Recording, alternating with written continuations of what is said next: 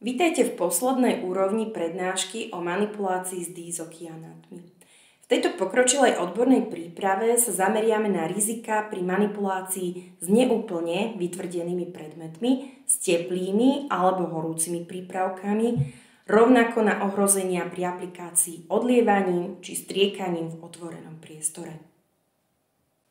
Manipulácia s neúplne vytvrdenými predmetmi, ako napríklad čerstvo vytvrdené diizokianáty, si vyžaduje veľmi opatrný prístup a dodržiavanie mnohých bezpečnostných opatrení, o ktorých sme si už hovorili.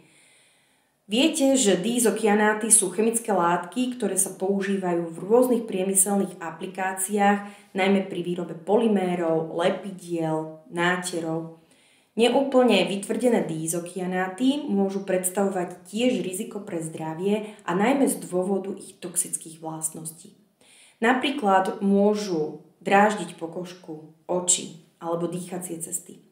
Výpary neúplne vytvrdených diizokianátov môžu dráždiť a spôsobovať ťažkosti s dýchaním, kašel, bolesť na hrudi a podobné príznaky.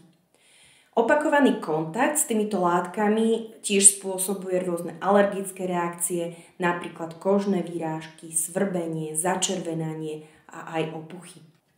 Ak sa dostanú diizokianáty do tela prostredníctvom inhalácie, prehltaním alebo priamym kontaktom s pokožkou, tak môžu pôsobiť toxicky aj pre vnútorné orgány, ako je pečeň, obličky, prípadne pľúca.